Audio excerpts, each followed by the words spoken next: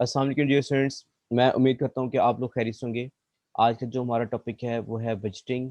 Budgeting के अंदर अब तक हमने जो कुछ पढ़ा उसमें हमने सबसे पहले कैपिटल बजटिंग पढ़ा जो कि फाइनेंस का टॉपिक्स हैं। उसके अंदर हमने एआरआर को पढ़ा, उसके अंदर हमने इंटरनल रेट ऑफ रिटर्न को पढ़ा, हमने पेबैक पीरियड को पढ़ा और हमने उसमें पढ़ा नेट प्रेजेंट वैल्यू को। देन हमने अकाउंटिंग के एस्पेक्ट से जो बजटिंग का सेक्शन या सेशंस हमने शुरू किए। सबसे पहले अब उसके अंदर हमने कैश बजटिंग के सेगमेंट को देखा। फिर देन हम इसके अंदर अब आज जो देख रहे हैं इसको कहते हैं मास्टर बजटिंग। मास्टर बजटिंग में हमने देखा कि तमाम जो फंक्शनल बजट्स होते हैं हमारे, सेल्स बजट, परचेज बजट, आपका मटेरियल बजट या material usages budget, material purchase budget और कैश बजट इटसेल्फ, ये तमाम के तमाम क्या होते हैं, सेगमेंट्स होते हैं मास्टर बजट के।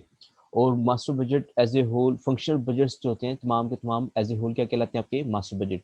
Before we proceed to attempt the question of master budget, मैं आप लोगों को थोड़ा सा इसमें रिमाइंड कराना चाहूँगा कि जो बजटिंग इटसेल्फ होती है वो क्या होती है। बजटिंग जो होती है, बजटिंग इज अ की aspect of management accounting, and it have impact, particularly impact on the planning, the controlling and the performance measurement of the business. If we talk about its particular definition, budget is a plan that is expressed in terms of money for the forthcoming accounting period. और अगर हम इसके objectives की बात करें तो objectives क्या होते हैं। बजटिंग का जो ऑब्जेक्टिव होता है प्रॉफिट मैक्सिमाइजेशन। इसका जो ऑब्जेक्टिव होता है वो मैक्सिमाइजेशन ऑफ सेल्स। देन इसका जो ऑब्जेक्टिव होता है to compete with the competitors in the market. And then इसका जो ऑब्जेक्टिव होता है to develop the new areas of operation in the market. So इसके अंदर हमने दो अप्रोचेस को डिस्कस किया, जिसके अंदर एक आपकी टॉप टॉप डाउन अप्रोच थी और एक आपकी बॉटम अप अप्रोच थी। जो पार्टिसिपेटिव बजटिंग या मास्टर बजटिंग की जो दो अप्रोचेस थी, टॉप डाउन और bottom up. Top down approach के अंदर हमने ये चीज़ डिस्कस की थी कि बजट्स के जो टारगेट्स होते हैं that are set by the management. जबकि बॉटम अप अप्रोच में ये होता है कि मैनेजमेंट जो होती है अपने ऑपरेशन मैनेजर्स से भी फीडबैक लेती है कि जो टारगेट्स हैं वो कितने होने चाहिए। So basically the responsibility for preparing the budgets should ideally lie with the managers who are responsible for implementing that implementing them, meaning thereby जो बॉटम अप अप्रोच है वो ज़्यादा जो होती है फिजिकल होती है, प्रैक्टिकल होती है। सो आज जो हमने चीज़ें डिस्कस करनी है या इससे प्रायर लेक्चर में जो हमने चीज़ें डिस्कस की वो फंक्शनल बजट से, जो कि as a whole once they are prepared they are called the master budget. So उसकी को आज हम कंटिन्यू करें, एक और क्वेश्चन हम इसको जो है अटेम्प्ट करने जा रहे हैं। सो हम क्वेश्चन को पहले से पढ़ लेते हैं। Economic limited manufactures two products S and T which uses the same raw materials D and E. So हमारे पास हमने दो प्रोडक्ट्स जो है हम तैयार करते हैं, जिसका नाम है प्रोडक्ट S और प्रोडक्ट T, जो कि two kind of raw materials for example raw material D और रॉ मटेरियल E जो है इसमें यूज होता है। One unit of S uses 3 liters of material D and 4 kgs of material E. One unit of T uses 5 liters of material D and 2 kgs of material E. A liter of material D is expected to cost rupees 3 and a kilogram of rupees E for rupees 7. So budget says for the 2017 are 8,000 units of product S and 6,000 units of product T. Finished goods in stock at 1st January, opening stocks meaning the are 1,500 units for S and 300 units of T. And the company plans to hold stocks of 600 units of each product at the December 31st. So ये आपके closing stocks होंगे. And then stocks of raw materials are 6,000 liters of D and 2,800 kgs of material E at 1st January. At 1st January. So, and the company plans to hold 5,000 liters and 3,500 kgs respectively at 31st December. The warehouse and the store managers have suggested that a provision should be made for the damages and deterioration of items held in store, which is as follows. Product S, loss of 50 units. Product T, loss of 100 units. These are the kind of losses which are expected during the financial year 2017. And the loss of 100 units with material D, loss of 500 liters material E, loss of 2000 kg material E का जो loss होगा वो होगा 200 kgs. Prepare a material purchase budget for the year 2017.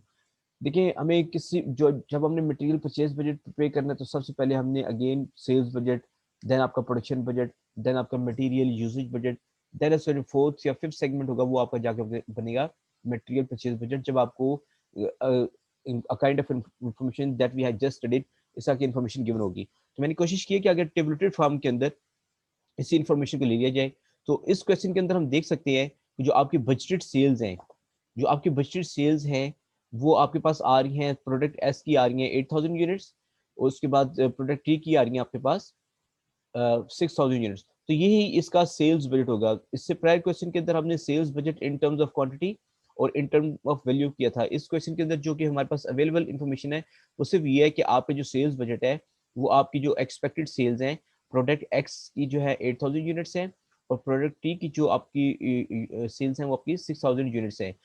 इसके बाद जो next step हमारा होता है वो होता है हमने बनाना होता है production budget. So production budget में हम देख सकते हैं कि हमारे पास प्रोडक्ट एक्स प्रोडक्ट टी का हमने कॉलम बनाए, देन हमने सेल्स, अब हमने सेल्स कितनी करनी है, प्रोडक्ट एक्स की जो एक्सपेक्टेड सेल्स है वो है 8000 यूनिट्स, हम ऊपर क्वेश्चन में देख सकते हैं। देन प्रोडक्ट टी की जो एक्सपेक्टेड सेल्स है वो हमारे पास है 6000 यूनिट्स।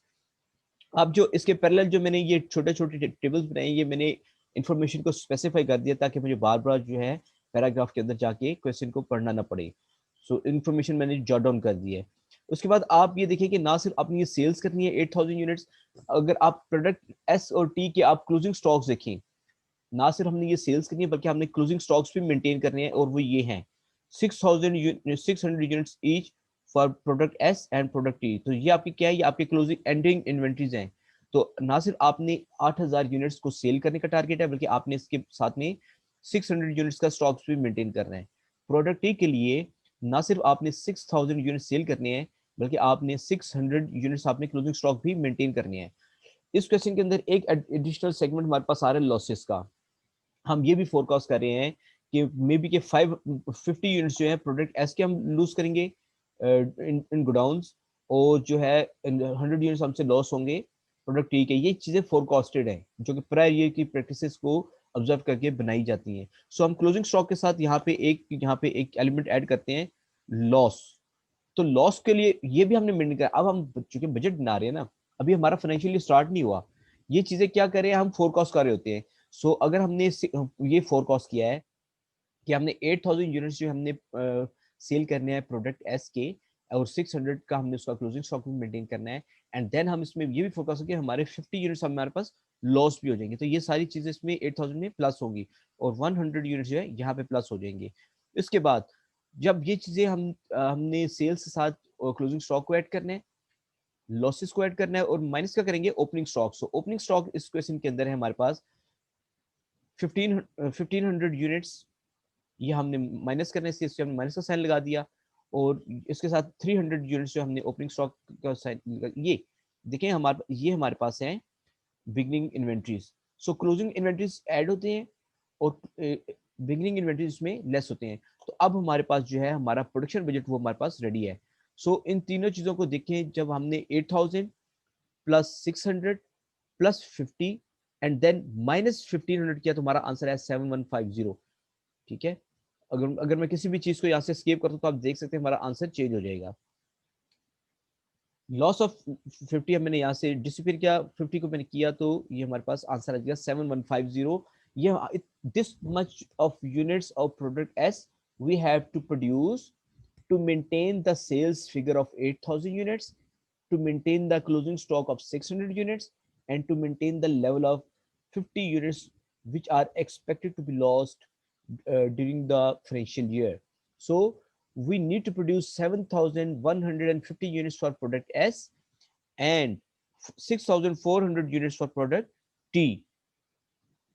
So ये हमारा हो गया production budget. Now we need to understand how much it takes to produce 1 unit of product S.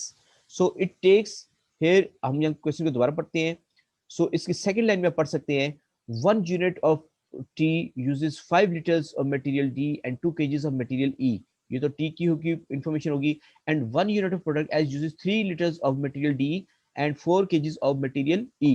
और मैंने ये इस इंफॉर्मेशन को यहाँ पे सम अप कर दिया है इसी टेबल के अंदर कि 1 unit of product S takes 3 kgs या 3 liters of material D and 4 kgs or 4 liters of material E. So अब आपने यहाँ पे जब स्पेसिफाई हो गया कि आपने मैं इस टेबल को थोड़ा सा नीचे ड्रैग कर लेता हूँ या कॉपी कर लेता हूँ ताकि हमें बार बार स्क्रीन को ऊपर नीचे नहीं करना पड़े। सो यहाँ पे मैं इसको प्लेस कर देता हूँ।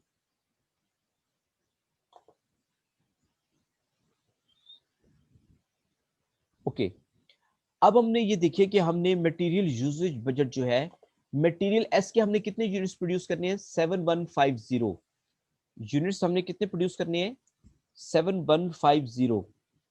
ओके, तो अब हमने मटेरियल डी का जो है, अगर आपने 1 यूनिट प्रोड्यूस करना है तो आपका जो है it takes 3 kgs of material D and 4 kgs of material E. So हमने number of units produce करनी है 7150 and how much it takes to produce 1 unit of product S, 3 kgs of material D. उसको हम multiply करेंगे 3 से, तो ये हमारा आंसर आ जाएगा this much amount of kgs or this much amount of liters.